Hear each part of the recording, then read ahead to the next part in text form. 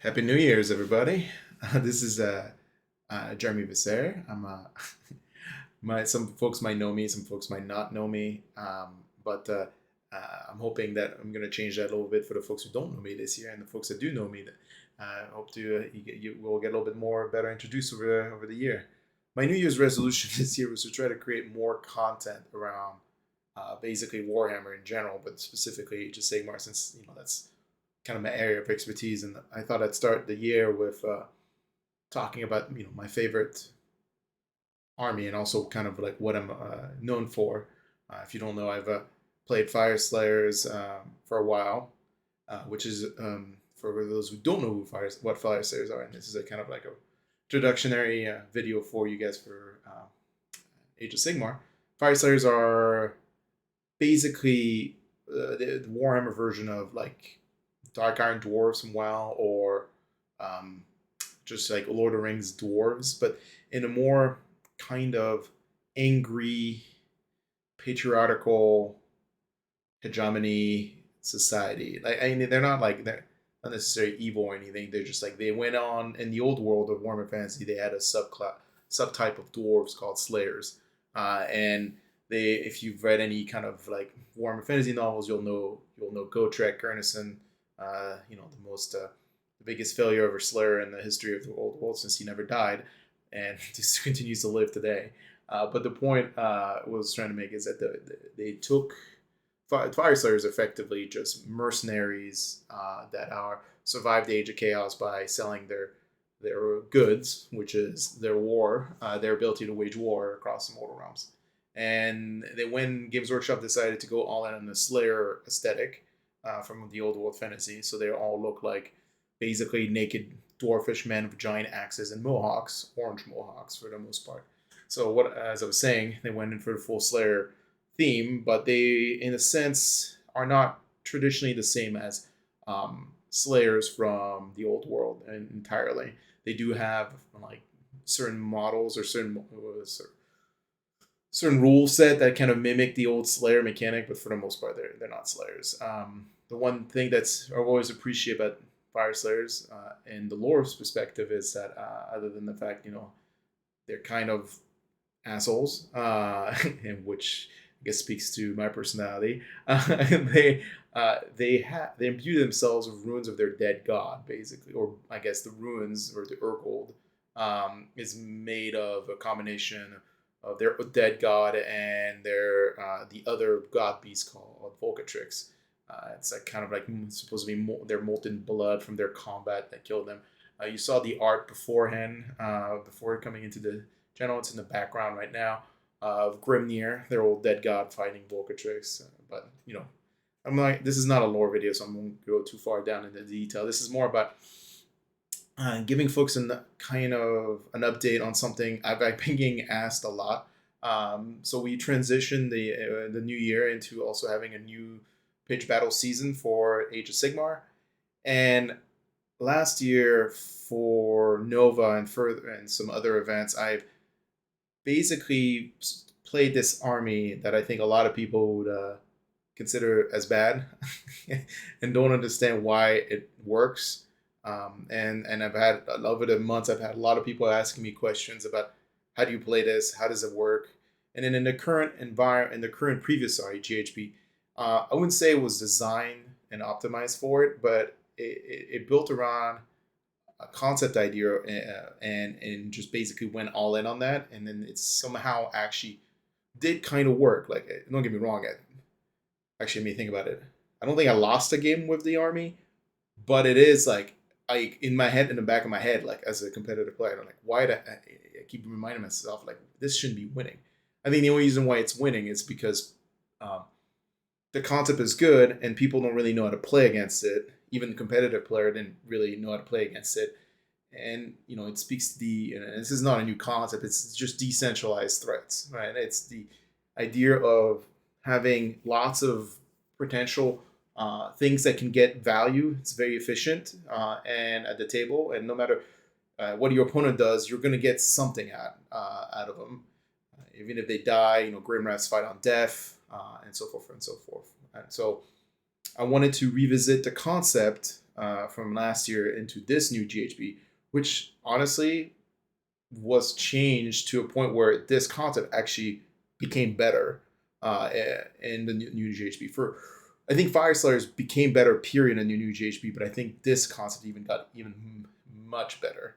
And the reason why, for the most part, is for the Fyreslayers comment, is that the missions changed to kind of a more central to the table missions, which was always a problem with Fyreslayers. If you played a GHB with a mission set that had a lot of missions that were the verge and not necessarily centralized on the table, it was problematic for the army to do well.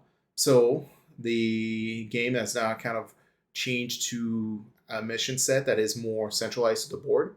In fact, most of if not, except for one mission, I think in the new pack, almost all the missions are contained within the center square of the board. There is not much like in the periphery of others, and even the high volume count missions in terms of objective count, like, are kind of centralized. When we used to deal with Silk Steel Nest and the previous GHB, it was like basically Fyreslayers were gonna just lose that mission most of the time. It's so hard to say that, but I beat I wanted an Nova Invitational in that mission, but it is incredibly challenging to win because the Fyreslayer army isn't designed to be spread out, and it's not designed to basically fight on so many objectives. It's this very slow army, and they're kind of across the table as well, so it became problematic. But enough about why this list, why Fyreslayers got updated in 2023 did better. Sorry if I pause a lot. I'm not used to recording myself yet, my content, so this is still like a journey for me. This is my 2020, as I said earlier, 2023 resolution to try to create more content about how I approach the game of Warhammer. So let's be more specific about why this list got better in the current edition, which is the new GHB. Well, they introduced a mechanic called Galatian Champion. For those who don't know what Galatian Champion, let me see if I can pull it up for you. And it might take a second to load. There we go. Galatian Champions are basically heroes with wound characteristic of less than 10, and they do not have an amount or are not unique, basically named champions. And that gives them this keyword, Galatian Champion. And then they added a whole set of rules around this keyword.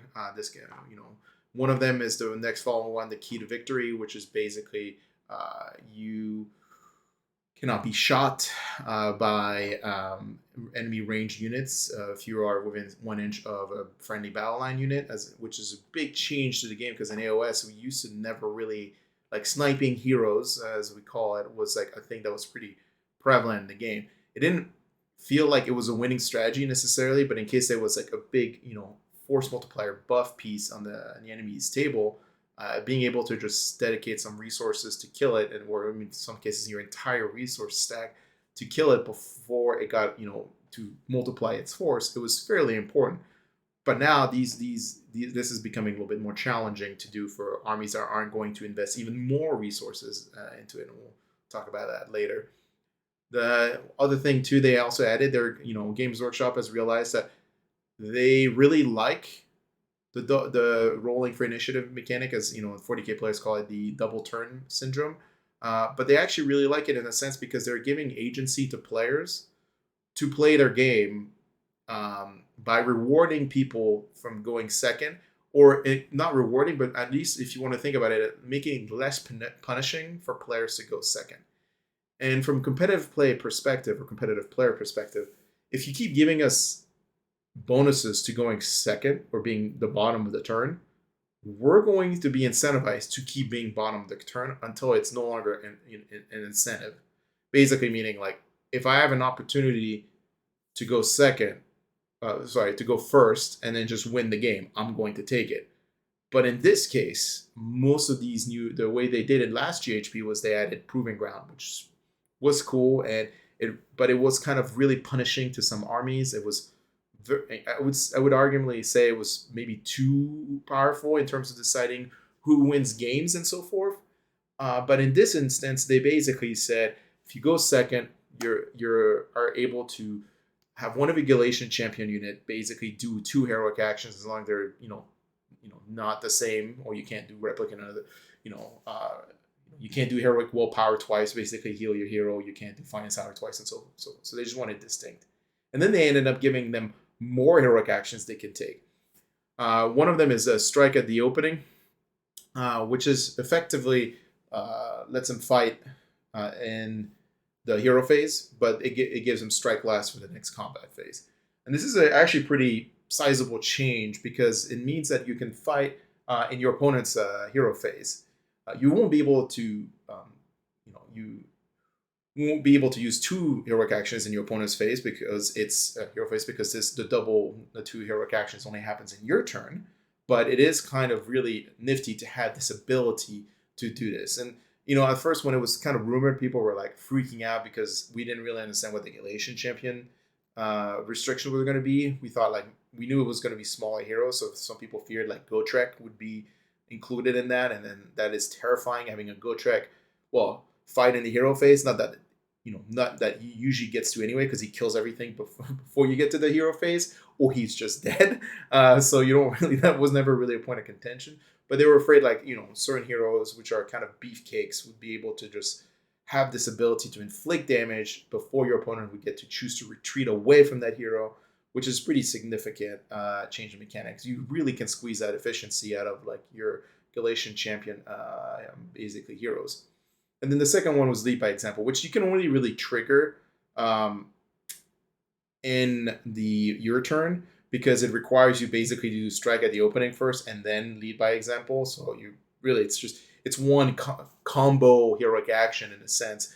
But it also requires you to invest in another resource, which is a battalion specific to this GHB called the Galatian Command, which gives a keyword, basically sworn bodyguards to a unit, and that's how it triggers. So that one will be it's too early to tell if it's actually going to be legitimately super useful, but I can see it being good. And once again, this one only will happen in your own hero phase, so that's just kind of not too worried about it in a sense. So for the most part, that's the major change to the GHB that impacts this list significantly. And I should add before I keep going, and once again, not used to recording myself, and I even have an agenda sitting right in front of me on the right hand side of my screen. But who fucking follows rules and agenda? It's the fact that most of the new battle tactics and some of the new grand strategies are revolving around this Galatian champion mechanic. So having Galatian champions feels like almost a necessity to win unless your book battle tactics are good enough to cover that gap of not having Galatian.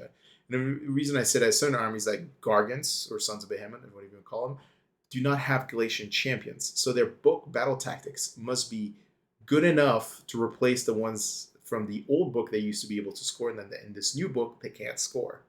But in this case of this Fyreslayer list, the Grimwrath list, all the Grimwraths are Galatian veterans. In fact, the army is mostly Galatian veteran models, which basically transitioned from the previous edition where they were just kind of decentralized threats that basically played the game in a way where it made it impossibly challenging for your opponent to apply pressure to the late board because they were stuck fighting these little threat bubbles that were hard to kill, and unless you were going to be overcommitting to killing them. And then now we have an edition that basically says not only do they still do that, but they also allow you to score points in a new way. So they in terms of stocks or stonks, whatever you want to call them, they just went up drastically, right? So that is kind of the major change of why this list became better this edition. But it doesn't mean that this list for me is the best list for this new edition. But the concept is still really good for Fyreslayers. It's just I don't necessarily think because I built this. Keep in mind, I built this as a meme. Let's go back in time for a second. For 2020-22, Nova the Nova Open late last year. I am playing in the Invitational and the GT and the RTT, and only that the weekend before I played a GT. So this is all in the period of a week. I'm basically signing myself up for I think 25 games in total of tournament play at Warhammer. And the Invitational was the first thing before the GT for Nova, and I didn't really like. There was you don't win anything for winning the Invitational, by the way. Like it's not like, I mean, you do. I think I won some prize support, but I mean, there's no like trophy. There's no golden ticket. Nothing. Like it's just a kind of like bunch of guys who just want to play each other for fun. Z's for an extra, kind of like mostly as a community activity. And I realized that like I don't want to play 25 games of Daughters of Cain with like hundreds of models because I'm gonna get myself burnt out by the time we get to the last game. So I decided to play my favorite army, which I haven't played in a while, and I decided to make it the most meme-ish army I can build, which is this basically Greyfyrd Grimwrath List. Because I keep hearing how Grimwraths are terrible, and I was like, well, yeah, but I still want to make a list around it. So that's why I built the invitation. The Invitational. And for context for folks, it's 6 Grimwraths, and you can read it on the screen. But if you're listening, 6 Grimwrath, a Doomseeker, a Runeson, a Runemaster, a Battlesmith, Gotrek, and 3 units of 5 Auric Curve Guards, and a Molten Infernoff. That's it. It's 1970 on the dot, and it's 95 wounds, 14 drops. So nothing in that list resonates to be like, okay, like what does this do? Grimwraths are not, when on paper, they're not the most particularly powerful like war scroll. At the time they were 105 points for 6 wounds, a 4-up save, 4-inch movement. They hit on 3s and wound on 3s, rend 2 damage, and 4 attacks. Like it's not that impressive, and mechanically, like all they did from the previous Fyreslayer book to this Fyreslayer book is they still kept the ability to fight on death when they die, but as long as they didn't fight more than once before. And they gained the ability, they still have the ability to strike at the end of the combat phase on the 2+ like the previous book, but they used to always have basically a built-in ward save. Now it's conditional on an oath, and then you have 6 different oaths you can take. You can't copy an oath. It's like kind of like, you can think of it like a unique enhancement unique to Grimwraths. So the reason I took 6 Grimwraths was because I had 6 oaths. So and some of them are great, some of them are okay, and one of them is just like you'll probably never, like, if you ever get to use it, it's phenomenal, but you're rarely ever gonna get to use it. And for folks who don't know what these are, one of them is Run and Charge with the ability to reroll runs and charges. One of them is you do a mortal wound on top of regular damage if you roll 6 to hit or wound. I forgot off the top of my head. And then there's one that lets you basically turn one of your Grimwrath as a retinue for either a Runefather or Runeson, basically meaning like you can pawn wounds off the Runeson into the Grimwrath, and then he can swing immediately after that hero he's protecting. One of them, he gets +1 to hit and wound if he's within 12 inches of an ally, which is cool because I took Gotrek, so that one gets +1 to hit when he's near Gotrek. One of them gets basically a 6-up ward, but if he's within 3 inches of an enemy unit, he gets a 5-up ward. So that's the old Grimwrath ward save, basically just as an oath. And finally, the last one is you get +1 to hit, wound, and damage if your target of your attacks either has the priest keyword or the totem keyword. And so that one's like, that's technically kind of like the most specific restrictive one, but it does happen in some games where you will basically get to use it, and it does do some, it will do some damage. Distinctively remember like fighting like Maw Crushers with it one time, and Maw Crushers have the totem keyword. So all of a sudden that thing is like hitting on 4 attacks, 2s and 2s, and then flat 3 damage and rend 2. Like it's pretty good. It's not awful. But it's just the concept of the oaths is, it's a nice little bonus, but nobody thought like, is this worth the investment in those heroes? Probably not. Like, once again, they're not leaders, so you can't even put them in like, warlord. You can't take them as like, warlord or command entourage and not leader positions. They're only heroes. At the time, there was no real bonus to having that many heroes. Sorry.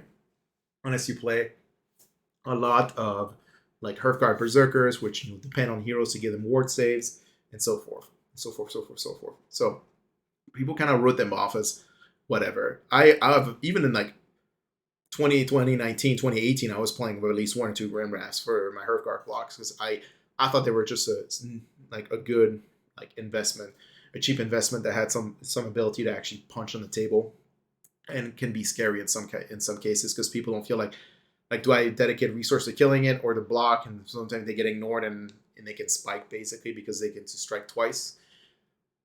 And yeah, that's what the I wanted to prove the world wrong in that regard. I just feel like I'm going in tangential. It's been like 21 minutes I'm recording this, and I feel like I'm just talking out of my ass here. Once again, not used to recording. It's been a while. So, what made this list great was the battle tactics out of the Fyreslayer book and the grand strategy in last edition. What will make it great this edition is the exact same thing, plus the fact that all of the new battle tactics. And we'll go right into the battle tactics as soon as I bring them up here. Is this the... Yeah, battle tactics. Okay, so some of the repeat ones from last edition are in here, but the new ones, which are the last 4, one of them is, and I'll read them out so that way I don't look like an idiot if I try to recall them off the cuff. A Man of Honor. Pick one enemy Galatian champion or Sworn Bodyguard unit in the battlefield. You complete this battle tactic if that unit is destroyed during this turn by an attack made by a friendly Galatian champion or Sworn Bodyguard unit. So once again, really nice when you have Galatian champion units that actually do have the ability to punch. It is a bit risky because you can only pick one of your Grimwrath, and he has to kill a unit basically, and so it can kind of dicey. But it's a good like last recourse. Like if you're running out of like if you got like 1 or 2 models left in a unit, he's in combat with, sure, why not? It's kind of like a pick me up effectively. Lead the assault. You complete this battle tactic by these 2 of the objectives you control are in enemy territory and are each contested by a friendly Galatian champion unit. So that's a really easy one with a ton of Galatian champions, and especially if you go second, because you're trying. So comes the story is like in this, you'll see there's missions that reward you for even going second even more. But in this edition, like having going second lets you basically score this battle tactic a lot easier because a lot of the missions, especially the new ones, the objectives are touched by both territories. So they're in no man's land if you want to think about it from the deployment perspective, but in terms of territory placement, they're in that opponent's territory and your territory at the same time. So basically going first and basically kind of makes your opponent think, well, how do I score 1, 2, and more objectives than you, and also not open lead the assault as an option because it becomes a fairly easy battle tactic to score in that case. So that's an A+ like battle tactic for that Grimwrath list. United Offense. Pick one objective controlled by your opponent. You complete this battle tactic if you control that objective, and 2 or more friendly Galatian champions are contesting that objective as the instant. Oh my god, another one where 2 Galatian champions. Guess what? You have like 10 of them in the list. So you're probably going to score that one. On top of, by the way, reminder, all the other Fyreslayer battle tactics you can score. So like, all right, now we're already like, you already have 5 easy battle tactics even before reading the last one, which is Cunning Maneuver. Pick a friendly Galatian champion on the battlefield that is more than 3 inches from all enemy units. You complete this battle tactic. At the end of the turn, that Galatian champion is more than 3 inches from all enemy units and is contesting an objective you control that is wholly outside of your territory. Oh, glad to see there's a bunch of missions now. We have like 1 single or 2 objectives wholly out of your territory. It's a great one to score towards the, either first half or second half of the game. They're all like, these 4 are fantastic for a group, basically armies we had kind of hard hitting, and I say hard hitting because Galatian champions don't typically hit that hard, but I think Grimwrath Berzerkers are in the top class of that class in terms of like ability to kill things, ability to get an objective because that's where they want to go, and they're all Galatian champions. So it's really kind of nifty. Like having all of these plus like the Fyreslayer one, which is basically you get it if you're starting to turn your opponent controls more objective than you, and you end the turn by controlling more objectives than he does, which is a very easy one to do. You get one if your one of your heroes dies, if you basically send him into combat and to die, which is when you have so many Grimwraths, like it's kind of easy to score as well. And then there's one if you kill a monster with a hero, which that one's a little bit harder, but it's kind of the same line of matter as in a matter of honor. It's like it's another version of that, but against monsters. So like they're just all these battle tactics now that like you can basically score. And on top of that, your grand strategy is still one of the easiest grand strategy to score in the game, which is basically have an incantation alive at the end of the game, basically, or on the table. And for context, the way I built that list was to almost guarantee that grand strategy any game I played. There's a built-in dead man switch into it. So the Runemaster, the Auric Runemaster, which is my general, has this command trait called the Avatar Vulcatrix. He also has an artifact called Volatile Brazier. And I am, as you'll notice, paid and using a Molten Inferno. The Avatar Vulcatrix, basically, if you don't have a Molten Inferno, you don't have to worry about investing it if you want to use it. But what it does do is if when your general dies, you get to summon a Molten Inferno for free, even if you don't have one in your list, onto the table. And then you get to do his mechanic if you want to. You don't have to, but you can. The other choice you get to if the Molten Inferno is already on the table and your general dies, you get to just activate his ability. So basically move and do some mortal wounds from wherever he is. But that guarantees in a situation like, oh, you killed my general. I didn't have my, because I only have one priest. I didn't have my Molten Inferno on the table. Bam, he just spawns. And now I'm good. Like, you don't have to take the risk to roll to see if he goes away accidentally if you roll doubles on the movement speed. Since it's a cam ability, so you can just say, cool, place, done. Like, I'm not moving it. Score my grand strat. Super easy. The Volatile Brazier, though, is more of like to make him actually do something more useful than just exist. It lets you also kind of assures you that you get the incantation off.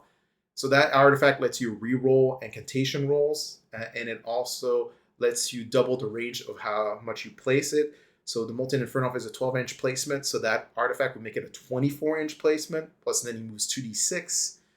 And then if you're manning your forge for the +1 to prayers and incantation, it basically now becomes a rerollable 3-up instead of a rerollable 4-up. So you go from, what's it called, like a 25% failure rate to like an 8, a 13, I forgot the math, but it's like basically rolling a 1 and a d6 if you have a rerollable 3-up.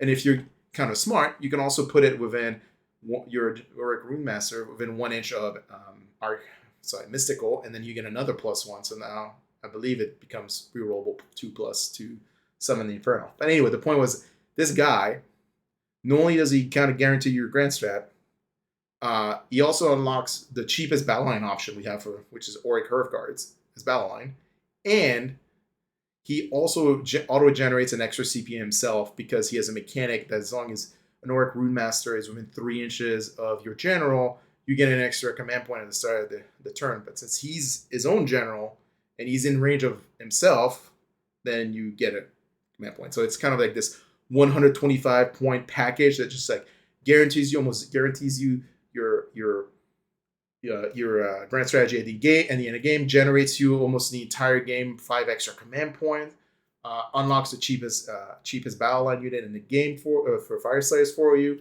And also on top of that, he has access to all the prayers from the Fyreslayer book, which means you can take a generic prayer for free. Like basically, you don't have to worry about picking one from the Fyreslayer book. So in this list, I picked Heal because I have a lot of heroes, so it's nice to kind of top them off on top of Heroic Recovery, especially if Gotrek around. But for the most part, like you can still use the other Fyreslayer prayers. There's the one that basically gives a unit -1 to be wounded at, and so forth and so forth. And he has a generic prayer as well. Sorry, War Scroll player as well, where you can you can do some mortal wounds to units within a certain like range of terrain. Like it doesn't really matter. You're going to be pretty much always casting your incantation. And if you're not, you're going to be I don't know, probably doing -1 Rune. It's not like the prayers are that significant for that list, but it is kind of cool. Like this 125 point package is like has so much efficiency and so much value into the list. Sorry. I'm going to take a pause here, and I'll edit that out so I can use the restroom. Okay. So I just finished talking about the Runemaster and his efficiency to the list. And since I'm basically kind of already talked a little bit about the list, I'll go over the other mechanical reasons why you take these heroes, and why I took these heroes, I should say. Reminder, the list is still a Greyfyrd list, so it is, basically gives you an extra wound on all your foot heroes, aka Galatian veterans, in this book. It also lets you takes 2 more Artefact of Power, so that's nice. Basically, now you have 3 Artefact of Power right out of the gate. The other Artefact of Power I chose to consider for when I built this was the Axe of Grimnir for the Auric Runeson, which is this 80-point, very efficient melee unit, I would say. He, still the same thing, 3s and 3s, 5 attacks, -1 rend, 2 flat damage. He has a mechanic that if he rolls a 6 to hit against a monster, it does, basically the attack sequence ends and it just does mortal wounds based on the damage profile of the weapon.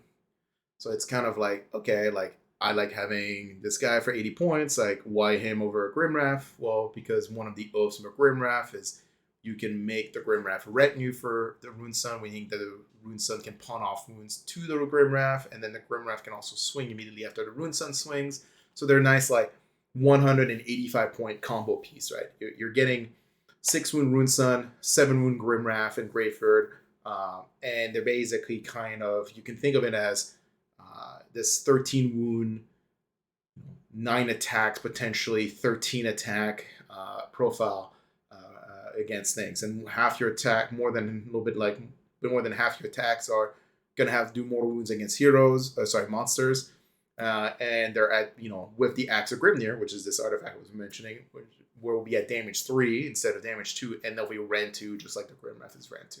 So don't think of him as 2 heroes. Think of him as like 1 unit, or sorry, 1 combo unit basically. So they can swing simultaneously. And they, one of them gets to basically pilot and swing at the end of the combat and gets to swing when he dies, and the other one doesn't, but he gets to pawn off one. So it's a nice, like, basic 108 point unit for 13 wounds. Sorry. Oh, I'm coughing so much all of a sudden there. So that's why I took the Axe of Grimnir, and that's why I took this 80 point hero instead of like another like Grimwrath, effectively. Then for my third artifact, I took the Battlesmith, the Nulsidian icon. Battlesmith doesn't get a lot of value from his rally mechanic in this list, but he does get a lot of value from the ward save. It's nice having all of this decentralized threat, potentially having a bunch of ward saves. Because you can start the game with, like, if the game is going to go very slow, you can start the game with, okay, I'm going to pop the 6-up ward rune that started the first round. And if you roll 6, then all your heroes have a 5-up ward, which is top notch. Like, your army is mostly heroes. Awesome. And if you don't, you still have the 6-up ward save, effectively. And he does bring a 6-up ward, but, it doesn't force you to basically centralize your army into one space. Where you can, like, that's the point I was trying to solve with Fyreslayers, is that Fyreslayers feel so castly, and unless you play the Lofnir list, which is like few kind of ICBM resources, I wanted to do like a halfway between like step, like how to build a list that's not castly but lots of decentralized threat. So it's nice having to spread out the ward save if you can. You don't necessarily have to put all your heroes in range of the Battlesmith. I gave him the Nulsidian icon for the spell defense mechanic, which in my game against the Tzeentch player in the finals in Nova, it was very good. There's nothing something amazing about just having a 4-up. Just say, yeah, no, that spell ain't doing anything.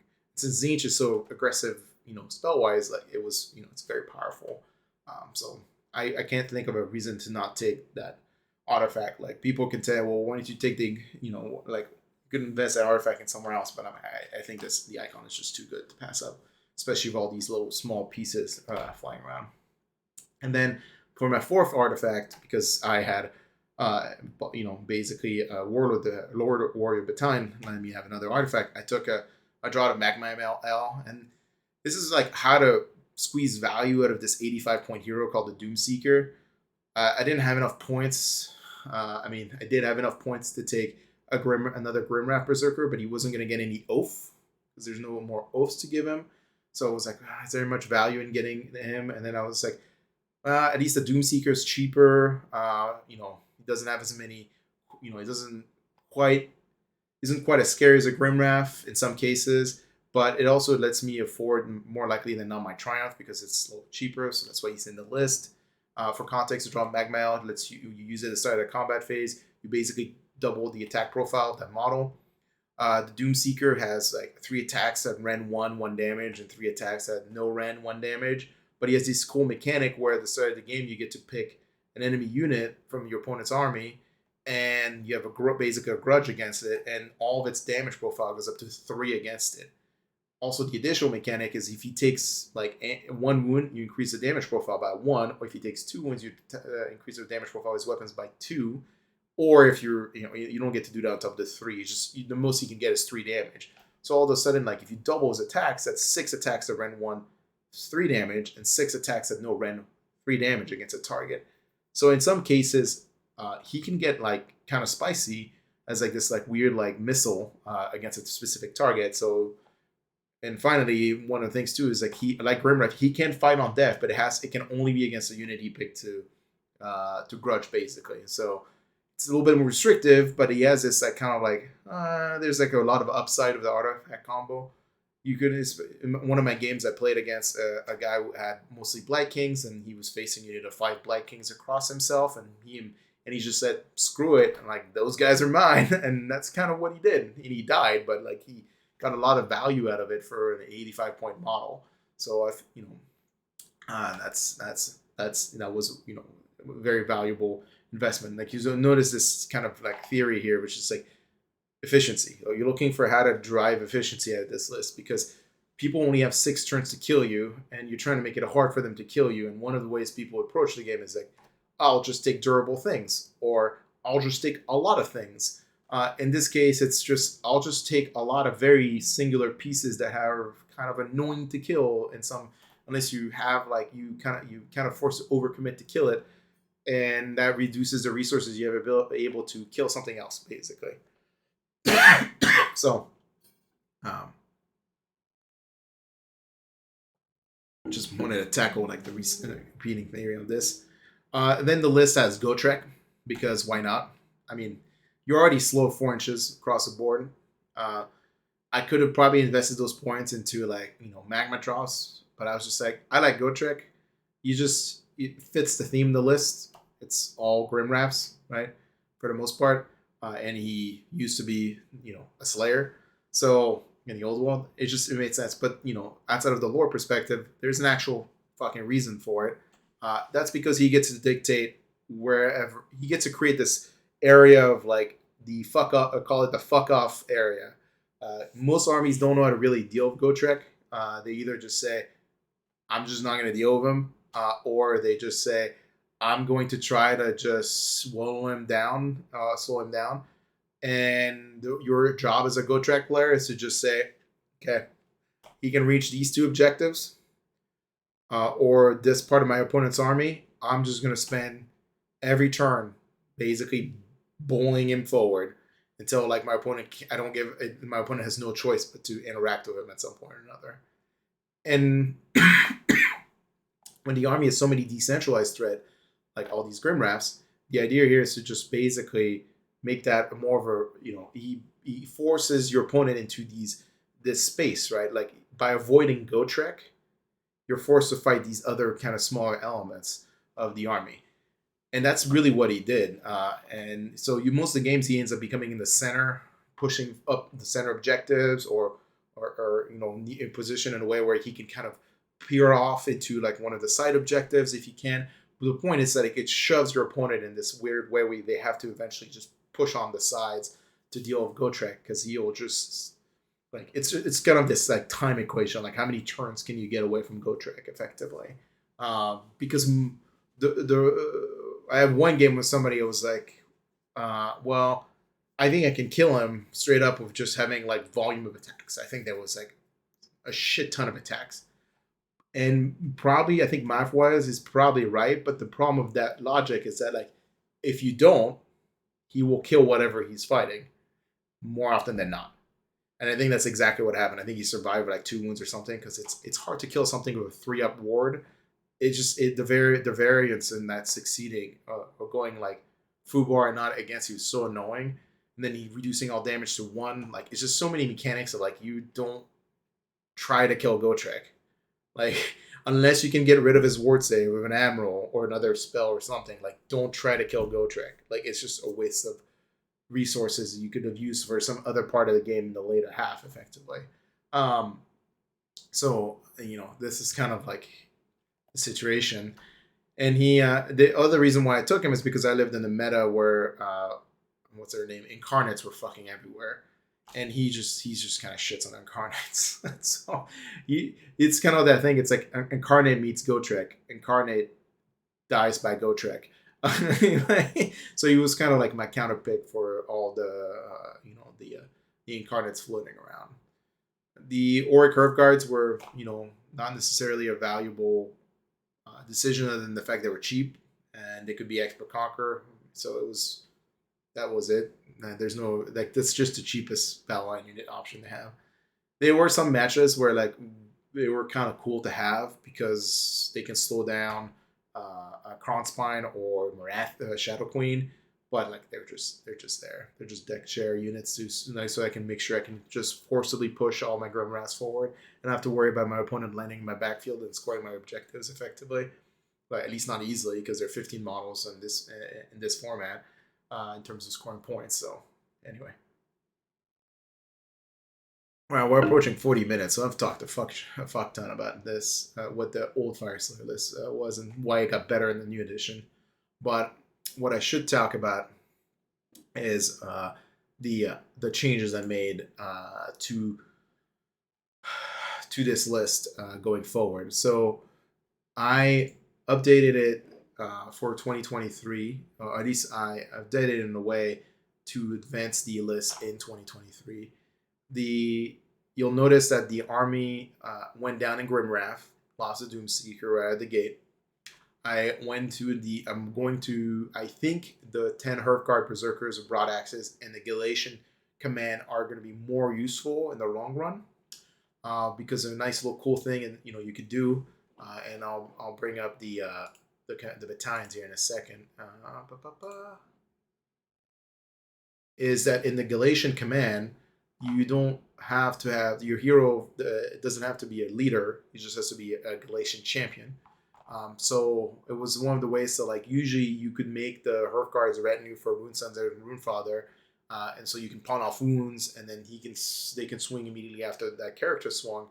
And Sworn Bodyguard lets you do the same thing, except minus the pawning off the wounds. It just lets you swing as long as that unit is holding even 6 of that exchange of the hero after the hero swung, but lets you also dip your feet into like maybe using that double heroic action mechanic I told you about earlier, where the lead by example and then so forth. So basically allowing you to swing with both units in your opponent's hero phase in your hero phase against an enemy unit, which is that could be powerful in some cases. I'm not sure yet if it has a lot of value, but it could be. So it's nice. And also, in case you need to free up that unit to be able to go charge up something else during that turn. That's why I was thinking about it as being good. I like to put them, so in that combination, I like to take the Grimwrath that has a ward save and put him with them. So it's an additional kind of like durability. Like he has a 6-up ward and 5-up if he's in combat, basically. And then so it makes him a bit resilient, so he can kind of double deep longer into that mechanic. He also, it's nice because there's that synergy where he gives that 4-up ward to the Auric Hearthguards at the same time. So for 410 points, I think it's probably a good piece. And that was a problem I had with my previous list. I always felt like Gotrek, it's nice to have 2 really kind of like bully pieces in the down, and I kind of think of it as death balls. So I have the Gotrek Death Ball, and then now I have this Death Ball. So it synergizes and the new missions a bit better because the new missions are designed around like these like 2-lane kind of pushes or single lane push effectively. So I think it will work. That combination will work better. You know, losing, I didn't gain any wounds or anything. You could argue it got a little bit tougher because I got 10 model, so 20 wounds of a 4-up ward most of the time. But I gave up 20 wounds because I gave up basically 2 Grimwraths and a Doomseeker, and that was the same amount of wound counts. It was 20 wounds. So it's not like the list went down or up in that regard. The combination's still there. The Runing Fathers, the Auric Runemaster, still there. The Dead Man switch for your grand strategy, effectively. The only thing I changed about him is I gave him the aspect of the champion, which is one of the unique enhancements they added in the GHB for basically the Galatian champions. And I'm trying to see if you can read it here. Stubborn as Rhinox, so he just basically counts as 10 for the purposes of scoring objectives, as long as there's no other enemy Galatian champion on that objective. Because the army lost Expert Conqueror, meaning that the Auric Herf cards don't count as 15 anymore in your backfield objective, I thought this was a nice kind of like, okay, well, I can still kind of do that with this aspect. Because most of the games I found myself, the Runemaster was kind of like in the back anyway, near the forge for the most first half of the game. So it's nice having this ability to just basically have him, okay, I'm kind of locking down this objective for my opponent's like enemy reserve units. And then in case like in the second half of the game, he can just kind of jump back on into the center objective or whatever, another objective to just kind of push body count up enough to take it away from your opponent. The nothing's changed from the Runeson, same axe. The Battlesmith has a Nulsidian icon, nothing's changed there. The fact they're Galatian champions now. The one thing I did, instead of taking this, since I lost Doomseeker, I still have a 4th artifact. I gave the 5-up ward artifact that's unique to this GHB, and it's called the Greyfyrd Charm, which used to do something completely different before. And if you remember it from like two GHBs ago. And I gave it to the Grimwrath that basically sits with Gotrek. So now that Grimwrath has 7 wounds, 4-up save, and a 5-up ward, and he's the one that gets better by being near an ally. And I usually run them in a pair, just like I run the Runeson and his red new Grimwrath in a pair.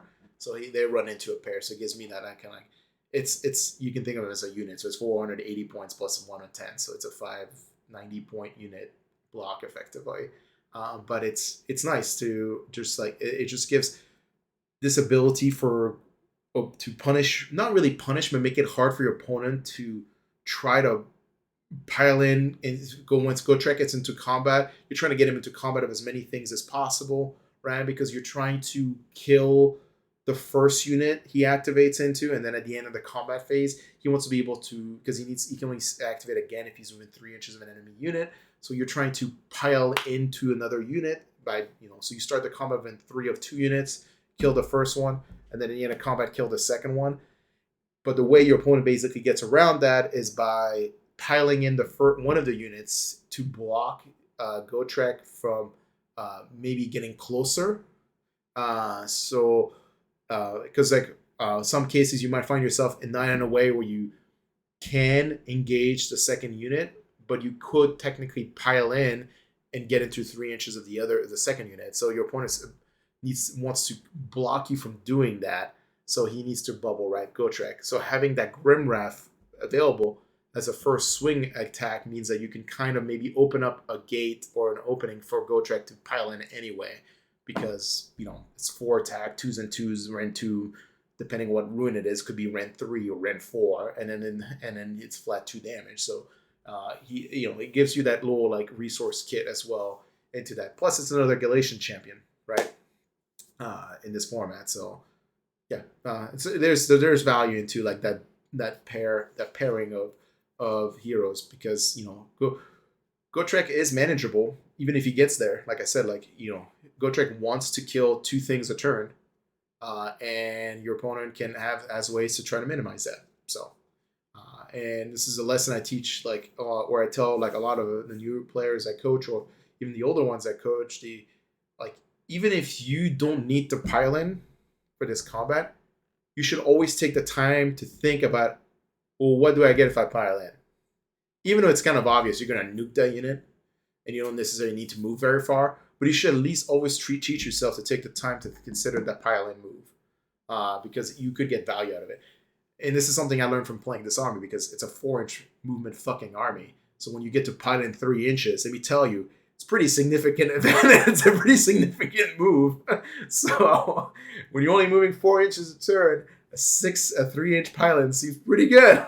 So, yeah. So anyway, so for that's basically the changes to the list. It's still 12. It's still very high drop. It went down in drop since I lost 3 units and Gate picked up 1, so in a sense went down 2 drops, but it's still a lot of drops. And I think it will be very good this edition. I look forward to busting him out. I haven't busted out my Hearthguard Berzerkers since the last Fyreslayer book drop, and I was so disappointed in their performance. But you know what? I'm looking forward to this kind of a hybrid of my my true love of Fyreslayers with this kind of meme-ish Greyfyrd list. And who knows? It'll probably, maybe I'll even go back to the original kind of concept of like more Grimwraths. But right now it feels like right to have like this build. It's gonna be real nice. Now, the one thing I wish I could do, but I can't make the Hearthguard Berzerkers battle line. It would be nice because they would prevent my opponent from shooting the Grimwrath, but they're not balanced. So, and honestly, I think most shooting armies are going to take the battalion that lets them basically snipe at JCs anyway. So it's not like that's going to be a thing. And that mechanic only works for missile weapons. So usually the armies that get to kill heroes at range are magic based, not necessarily shooting based. So it's not like that matters either. So who knows? But it is kind of regretful that the way the Fyreslayer battle line unlocks are, they're very restrictive. I think more than some of the more current books, and it's also because there's just so few units, and like there's not enough war scrolls in that book to be a real book in a sense, right? So hopefully once they get a real like update the next time around, they'll actually have additional new models and new war scrolls, and maybe that'll be a little bit more lenient about like what type of units can be battle line for that book. So yeah, I talked for almost an hour about this to just really talk about only this this list. I am going to do a recording after this that I'll post later, which will go over basically how I deploy this type of list in missions, because I think that's the biggest issue folks have when they play like this type of armies. Like, how do you deploy correctly? And then how do you play it correctly is like another whole issue. But deployment is usually like what loses you game of this list because it's so slow. It's Fyreslayers. So, and so we'll talk about especially the new missions, which I think are god tier missions for Fyreslayers. We'll go about it more detail. All right. Thanks for listening to me talk for an hour about nothing. Me and rambling and obviously being very still relearning how to basically do content creation. All right. Thanks, guys, and Happy New Year again.